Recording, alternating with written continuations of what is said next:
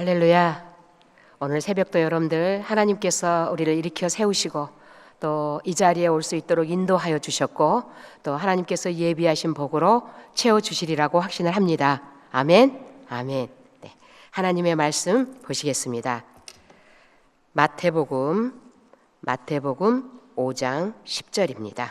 마태복음 5장 10절, 우리 한 절이니까 한 목소리로 한번 봉독할까요? 같이 읽겠습니다. 의를 위하여 박해를 받는 자는 복이 있나니 천국이 그들의 것임이라.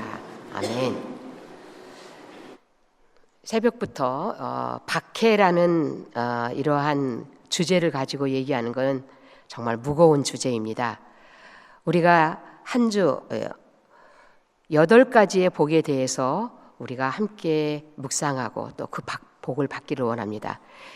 7일 동안 7가지의 복에 대해서 우리가 나눴어요. 이제 8번째는 박해를 받는 자에게 주어지는 복이 무엇인가 라는 부분에 대한 이야기를 하고 있습니다. 기독교인이라면요, 한 번쯤은 이유도 알 수 없지만 내가 예수님 때문에 당해보는 박해, 어려움, 이런 것들을 아마 여러분들은 경험해 보셨을 겁니다. 사실 한 30년 이전에만 해도요, 30년, 40년 전에만 해도 설마 물리적인 박해가 있을 수 있을까? 이렇게 자유로운 세상, 인격과 인종, 모든 것들을 존중하는 세상에서 물리적으로 가해를 당하는 박해라는 것은 없을 것이다, 이런 생각을 했습니다. 다만 정신적으로 또는 아주 소소한 것으로 이렇게 생각을 해왔지만 우리는 보고 있지 않습니까? 우리의 주변국에서 실제적으로 예수님 때문에 죽임을 당하고, 그리고 또 예수님 때문에 모여있는 그 예배하는 장소가 불에 태움을 당하는 이러한 일들이 있는 것을 보면서 사탄은 어제나 오늘이나 똑같이 할 수만 있으면 하나님의 백성들을 유혹하려고 그렇게 노력하고 있구나라는 부분, 박해하고 있구나라는 부분에 대해서 우리는 여전히 생각할 수가 있게 됩니다. 그런데 우리는요, 박해를 생각할 때에 이런 생각을 해요. 내가 조금 더 열심히 교회 일을 하려고 했더니 이런 박해가 왔구나. 내가 그러면서 그 박해에 대한 것들이 굉장히 개인적인 그런 부분 안에서 해석을 하려고 할 때가 참 많이 있습니다. 그러면서 내가 재정적으로 어려움을 당하고 또는 뭐 관계 속에서 어려움을 당했다라고 생각하면은 내가 힘든 고난의 삶을 사는구나, 이 고난 끝에 있을 복이 무엇일까라는 것만 기대하고 살아가면서 예수 믿는 모습들을 보여줄 때가 있습니다. 내게 왜 이러한 일이 닥쳤을까라는 부분을 생각하기보다는 내가 이런 일을 당했기 때문에 무슨 복을 받을까. 그래서 옛날에 우리 물론 틀린 말은 아니지만은 부흥 강사님들이 꼭 그런 말 했어요. 고난의 보자기 안에 축복이 쌓여가지고 내려온다. 그러면서 여러분들 힘들고 어려운 일들 다 그리스도 안에서 기도만 하십시오, 복을 받게 되고 해결될 겁니다 라는 거. 물론 하나님께서는 그런 가운데 있는 우리의 모든 것들을 해결해 주시는 분이신 거 맞습니다. 우리는 경험을 했기 때문에요. 그런데 내 유익을 위해서 받는 그런 박해나 어려움을 당한 것까지도 박해라고 생각하면서, 또 내가 또 너무 열심적으로 신앙생활을 하려고 했는데 주변에서 나를 지탄하는 것을 보고 박해를 받았다라고 생각할 때가 있다는 거예요. 예를 들자면은 공예배 때 나는 특별한 은사를 받았어 그러면서 많은 사람들이 조용히 말씀을 드려야 되는 때에 방언으로 한다든가 소리를 지른다든가, 또는 더 나아가서는 특별한 어떤 행위를 가해가지고 방해를 하기 때문에 주변에 있는 사람이 조금 조용히 해주세요. 예를 들면은 그렇게 움직이는 거는 조금 힘듭니다.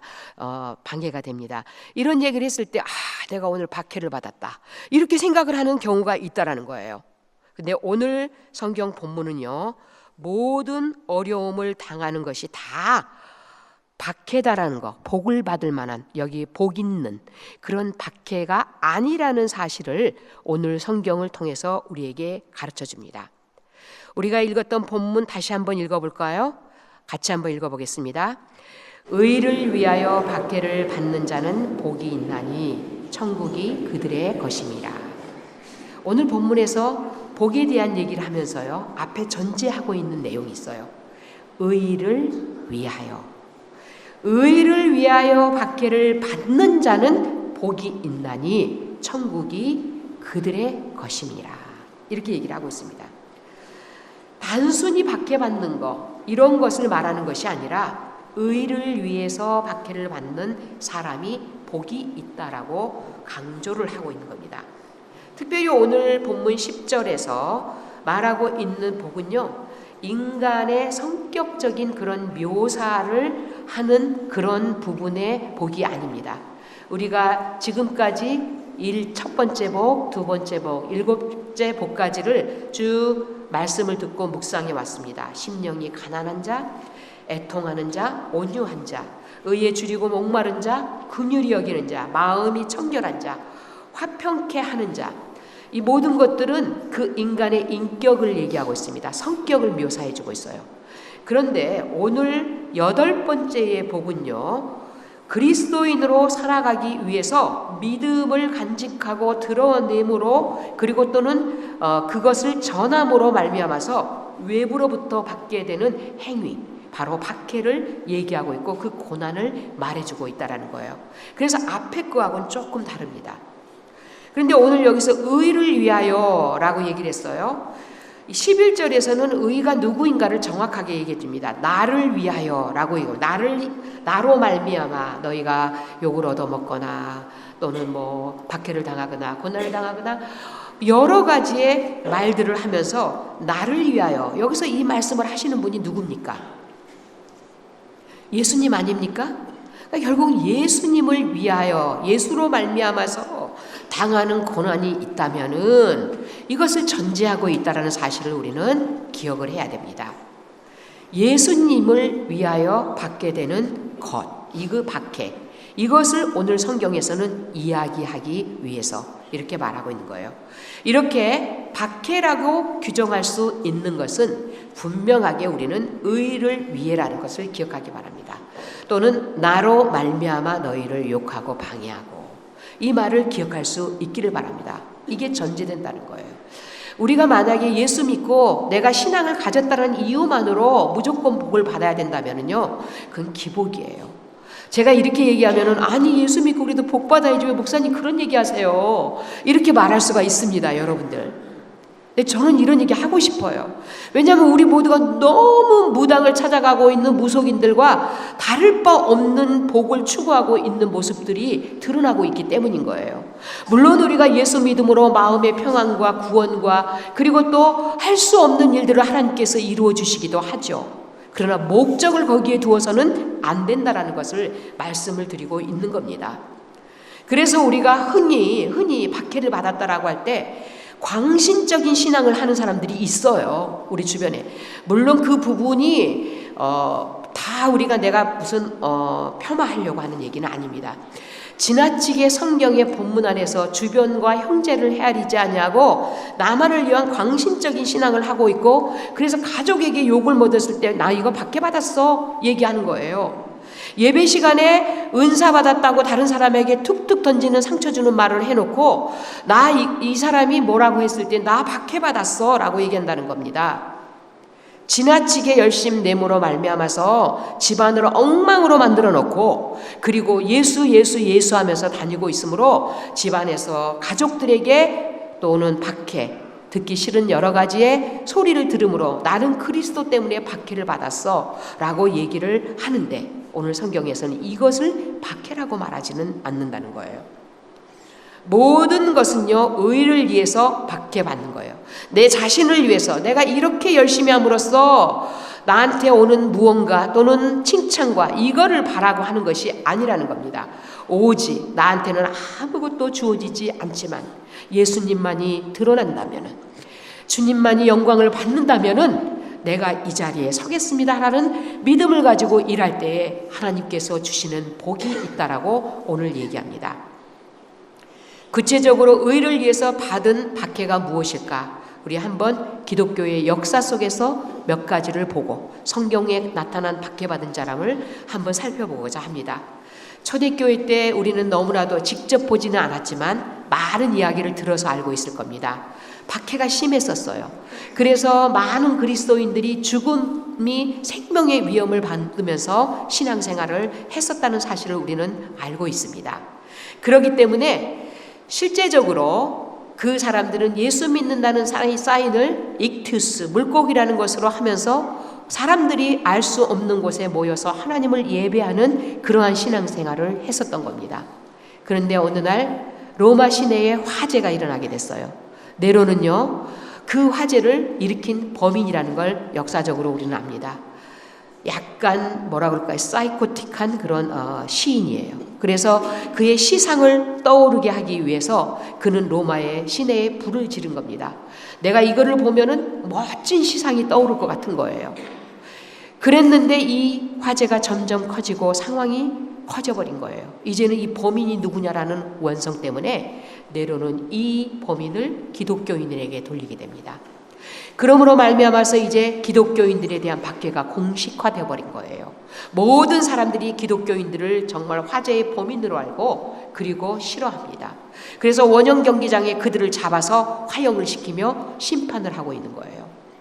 많은 사람들이 그곳에 불의 태움을 당하면서 또는 짐승의 먹이가 되어가면서 죽임을 당하는 그러한 상황에 처합니다. 그런데 전해지는 얘기는요, 그렇습니다. 거기에 불에 타 죽으면서 사람들은 아각거리고 살려달라고 비명을 지르는 것이 아니라 하나님을 영화롭게 하고 찬송을 부르면서 그 현장에서 타 죽어가면서 사라져 갔다라는 거예요. 그래서 오히려 그 사건이 네로를 더 미치게 만들 정도로 힘들었다라는 얘기합니다. 도대체 쟤네들은 뭔데 저기에서 노래를 부르고 기뻐하고 있느냐라는 것 때문에 그 소리가 나를 더 미치게 만든다라고 그렇게까지 했다라는 거예요. 물론 이것이 어디까지가 정확한 정설인지는 알지 못하지만은 분명하게 이 사람들은 이렇게 순교를 당하면서까지 복음을 전하는 박해를 받았다라는 확신입니다. 이렇게 그리스도인으로 살았기 때문에 그냥 살았으면 전혀 당하지 않아야 될 그런 일들을 그들은 당했던 거예요. 그래서 몸이 불에 타는 박해, 이렇게 예수를 위해서 모욕당하고 죽임을 당하는 박해, 이것이 의를 위해서 당하는 박해라는 겁니다. 또 한국 기독교 초기 때도 마찬가지예요. 캐톨릭이 들어왔을 때도 그랬고 또 기독교가 들어왔을 때도 그랬고요. 많은 사람들이 목에 잘라서 죽었고요. 예수님 때문에. 더 나아가서 또 일제시대 때나 공산주의에 의해서 그 모든 그리스도인들이 박해를 받았다는 사실은 너무 여러분들이 잘 알고 있습니다.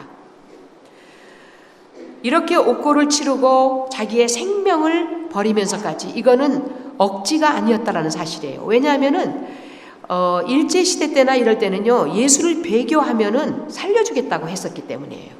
근데 그들이 박해를 받았다는 것은 자원하여서 나는 예수님의 사람, 예수님의 제자, 이것을 확실하게 증거하고 드러내고자 했었기 때문에 그들은 죽임을 당하고 박해를 받았다라는 겁니다. 자원하는 마음, 기쁨으로 받았다는 거예요. 여러분들 이 상황이 복이라고 생각이 되십니까? 나는 아니야.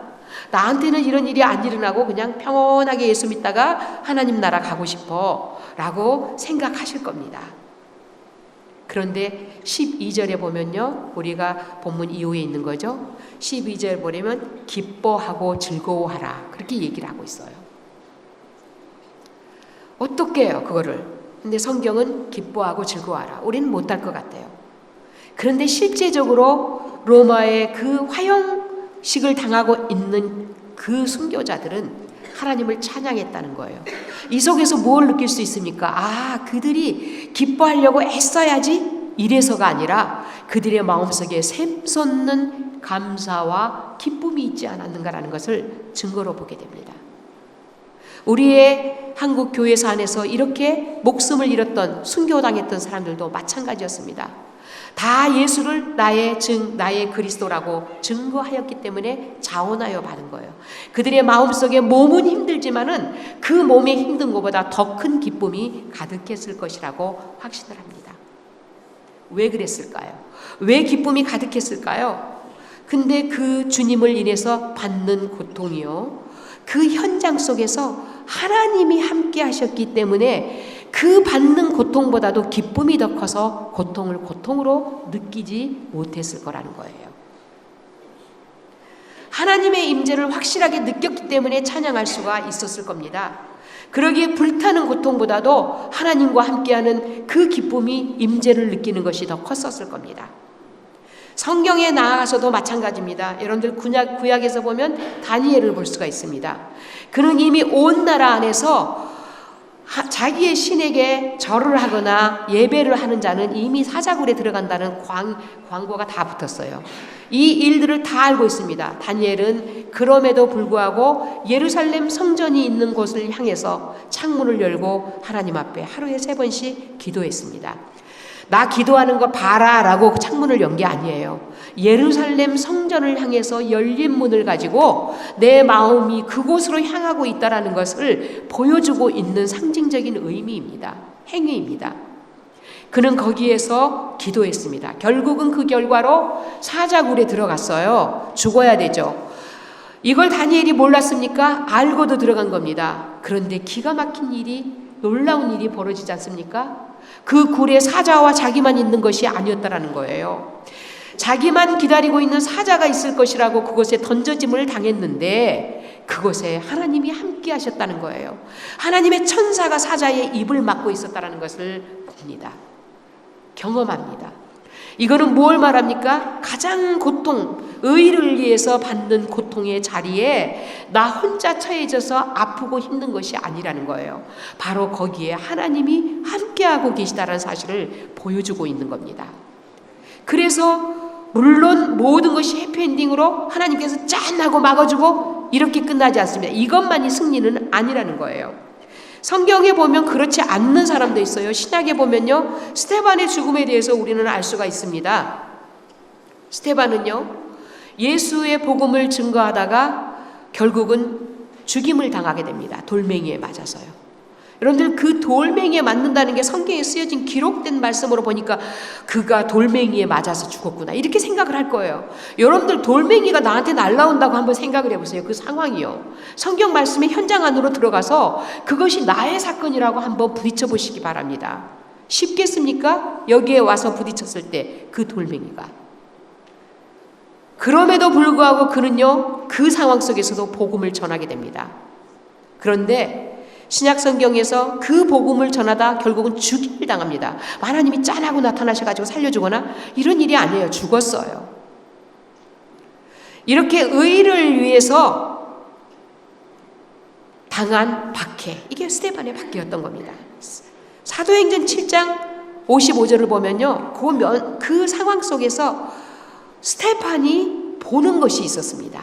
무엇을 봤냐면 7장 55절에 보면요, 스데반이 성령 충만하여 하늘을 우러러 주목하여 하나님의 영광과 및 예수께서 하나님 우편에 서신 것을 보고 말하되 보라, 하늘이 열리고 인자가 하나님 우편에 서신 것을 보노라, 이렇게 얘기하고 있습니다. 그가 성령이 충만했다고 그랬어요. 돌멩이 맞아야 되는 상황 속에 있고 죽임을 당해야 되는 그 밖의 상황 속에 있는데 성령이 충만했다. 이건 뭘 말하고 있습니까? 그 현장에 성령 하나님께서 그와 함께 하셨다는 것을 말해주고 있는 겁니다. 혼자가 아니었어요. 성령 하나님께서 함께하고 계셨던 거예요. 아, 그러면 성령 하나님만 그곳에 함께하고 계셨나? 이렇게 생각할 수 있겠지만 거기에 하늘을 우러러 주목하여 보니까는 하나님의 영광과 그리고 예수께서 그 하나님의 우편에 서신 것을 보았다라고 얘기를 하고 있습니다.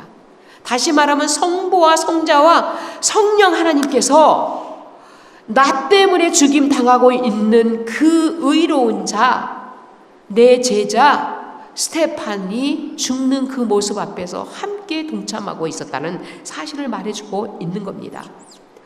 이때 그의 마음이 얼마나 기뻤겠습니까? 돌멩이가 두려웠겠습니까? 그것이 아픔으로 느껴졌겠습니까? 하나님을 보는 그 무한한 영광, 하나님을 뵙는 그 하나님과 함께하는 그 영광 때문에 돌멩이의 아픔이 그는 아픔으로 느껴지지 않았을 겁니다. 감사와 기쁨이 가득했을 겁니다. 그래서 그는 하늘을 우러러 봅니다. 그러면서 말합니다. 하나님, 분명하게 그가 얘기하는 것은 뭡니까? 나의 영혼을 받아주십시오. 그렇게 얘기를 하죠. 그리고 더 나아가서 뭐라고 얘기합니까? 저들이 죄를 저들에게 돌리지 마십시오. 예수님께서 하셨던 말씀, 그 말씀을 그대로 하는 거예요. 내 영혼을 받아주시옵소서 부르짖고 더 나아가서 주여 이 죄를 그들에게 돌리지 마소서. 정말 이거는요, 엄청난 은혜와 기쁨과 복이 그에게 주어지지 않으면 할 수 없는 말이고 행위입니다. 하나님이 함께 계실 때 할 수 있는 일이에요. 여러분들, 우리가 고난을 당한다면 그 자리 나 혼자라고 생각하십니까? 성경은 또는 이 상황 속에서 분명하게 하나님이 우리와 그 자리에 함께 하신 사실을 분명하게 말해주고 증거하고 있습니다. 그럴 겁니다. 내가 예수를 위해서, 의를 위해서 박해를 받는다면 그곳에 나 혼자 있을 거 아닙니다. 분명히 주님께서 나와 함께 하시면서 함께 아파하시고 나를 일으켜 세워주실 거라는 확신을 저는 가지고 있습니다. 이런 자들에게 주어지는 복이 무엇입니까? 10절을 다시 한번 볼까요? 10절을 다시 보면은요, 분명히 그렇게 말합니다. 같이 읽겠습니다. 시작. 의를 위하여 박해를 받는 자는 복이 있나니 천국이 그들의 것이니라. 천국이 그들의 것이라는 거예요. 하나님께서 그들에게 천국을 주시겠다라는 거예요. 천국을 소유할 수 있다라는 겁니다. 여러분들, 천국이 뭡니까? 우리가 첫날 새벽 예배가 시작될 때도 천국에 대한 이야기를 여러분들은 이미 말씀 속에서 들었습니다. 천국은요, 우리가 죽어서 가는 곳입니까? 그렇지 않습니다. 물론 죽어서도 가죠, 하나님. 이건 뭘 말하고 있냐면, 천국은 하나님의 간섭과 통치와 지배가 이루어지는 곳을 하나님의 나라라고 얘기하는 거예요. 이것이 천국이에요. 하나님의 다스림이 있는 거예요. 나는 하나님의 백성이 되고 그분은 나의 하나님, 나의 왕이 되어서 나를 다스리고 나를 인도해 주시고 나를 이끌어 나가시는 그 통치를 받는 것을 얘기하고 있다는 겁니다. 의를 위해서 박해받는 자들에게는 바로 하나님이 함께 하시고 하나님이 다스리시고 하나님이 인도하시고 그분과 함께하는 그 삶을 살게 될 것이라는 것을 분명하게 말씀해 주고 계십니다. 하나님이 계시고 그분이 계시는 것. 그러기에 박해를 받는 자들은요, 이 하나님의 함께 계심을, 하나님의 임재를 경험했기 때문에 더 이상의 박해를 박해로 여기지 않는다는 겁니다.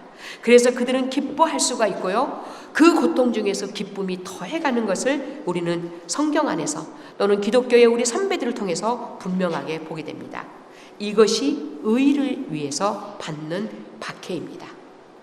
그리고 의를 위해서 받는 자들에게 주어지는 복입니다. 이게 바로 천국을 소유하는 복이 된다는 거예요. 가장 어렵지만은 가장 큰 복입니다. 천국을 그냥 쉽게 나 예수 믿고 주일날 예배 왔다 갔다 하고 그리고 뭐 이렇게 하기 때문에 이렇게만 생각하지 마십시오. 그리스도인은 누구에게나 박해가 옵니다. 참된 그리스도인에게는요. 이게 바로 뭐냐면 내가 그리스도의 제자라는 것을 증명해주고 있는 겁니다. 내가 박해를 받고 있다면은, 아, 내가 하나님의 사람이구나, 내가 그리스도인이구나, 내가 그리스도의 제자이구나 라는 것이 증명이 되고 있는 거예요.